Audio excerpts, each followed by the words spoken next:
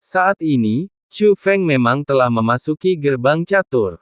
Meski medali emas bebas kematian memungkinkan dia menyembunyikan sosoknya dan bahkan berteleportasi dalam jarak tertentu. Tapi ada juga banyak batasan. Kesempatan untuk menghindari kematian harus dipicu untuk mendapatkan kekuatan persembunyian dan teleportasi. Chu Feng sebelumnya telah memicu total 2 peluang penyelamatan kematian melawan orang-orang di Istana Suci Tujuh Alam. Namun kekuatan penyembunyian dan transmisi telah hilang.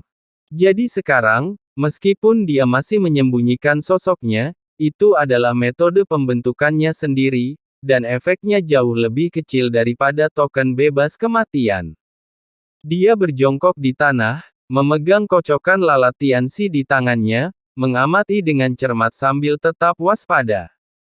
Apakah getaran yang baru saja terjadi adalah metode Istana Suci Tujuh Alam? Apa yang ingin diamati Chu Feng adalah getaran yang baru saja terjadi. Getaran yang tiba-tiba menutupi area yang sangat luas, membuat Chu Feng menyadari bahwa itu tidak sederhana.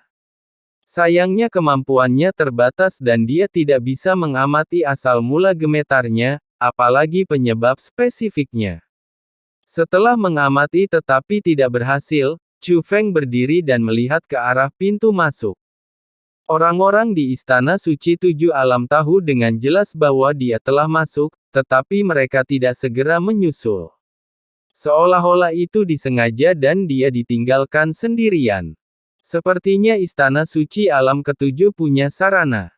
Chu Feng tersenyum tipis. Dia merasa Istana Suci Alam Ketujuh pasti punya sarana. Jika tidak, karakter mereka tidak akan membiarkan mereka pergi seperti ini. Namun, Chu Feng masih belum dapat menentukan metode spesifiknya.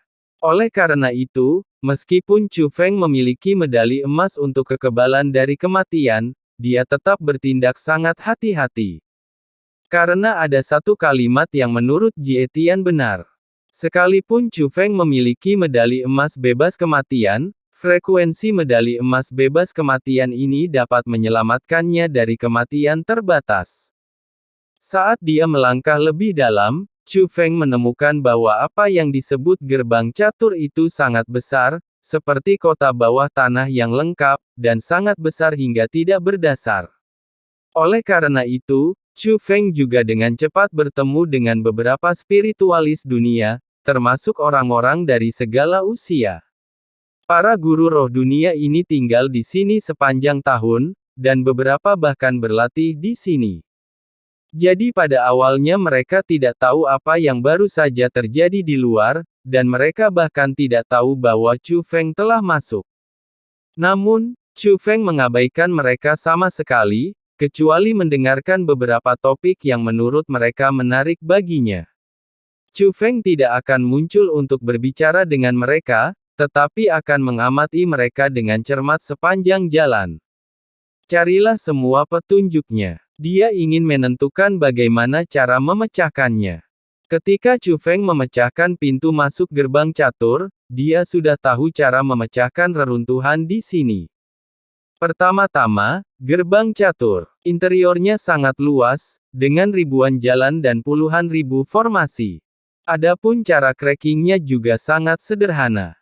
Anda hanya perlu memilih 100 formasi di antara puluhan ribu formasi ini untuk dipecahkan. Namun, harus ada urutan yang benar. Semakin tepat retakannya, semakin dalam jalan utama yang bisa dimasuki.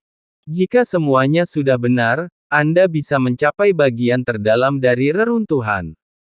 Namun meski sudah mencapai tempat terdalam, bukan berarti Anda bisa mendapatkan harta karun di reruntuhan ini.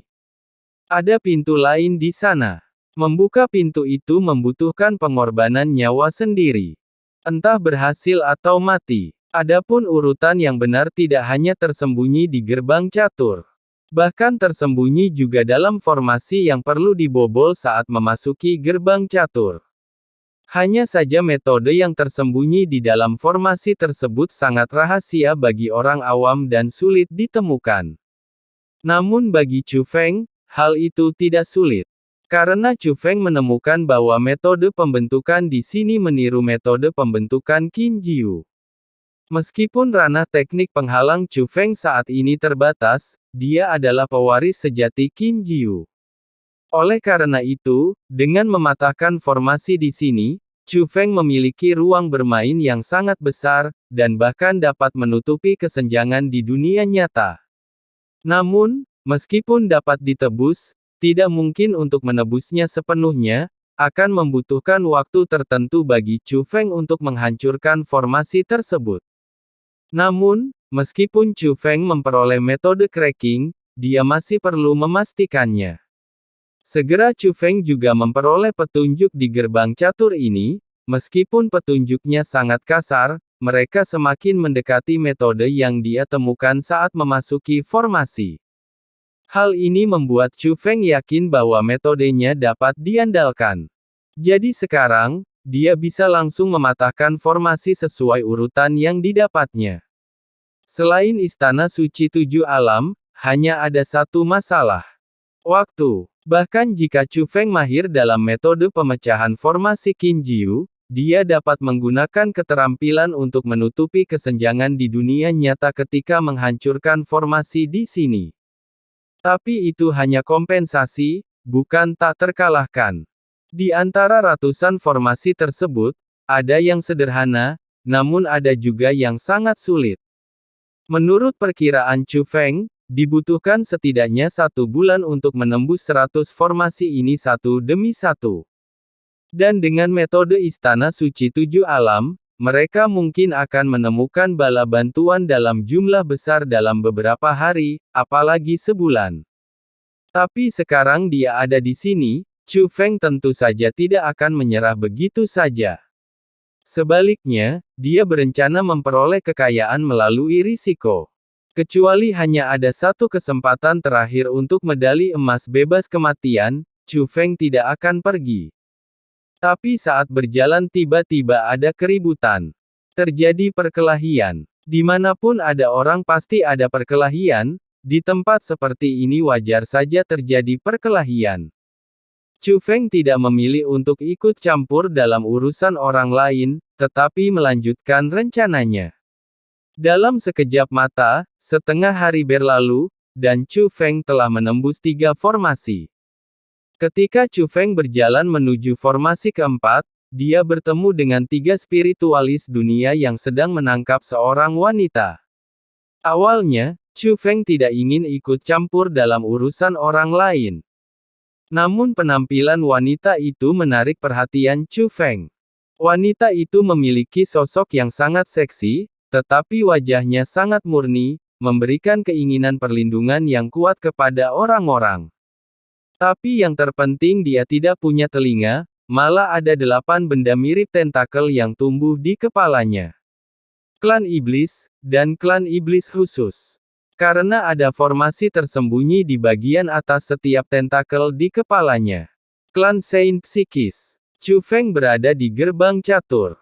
Meskipun dia tidak sengaja berbicara dengan siapapun, dia mendengar banyak hal. Saya mengetahui bahwa bertahun-tahun yang lalu, klan iblis yang aneh, klan suci paranormal, datang ke gerbang catur. Para santo psikis memiliki kemampuan sensorik yang sangat kuat. Dikatakan bahwa spiritualis dunia iblis tidak seberbakat spiritualis dunia manusia. Tapi santo psikis ini adalah seorang spiritualis dunia alami. Setiap anggota klan tidak hanya dilahirkan dengan kekuatan spiritual, tetapi tubuh mereka secara inheren mengandung formasi. Sekarang di gerbang catur, orang yang memiliki harapan terbesar untuk menembus reruntuhan secara alami adalah Istana Suci Tujuh Alam.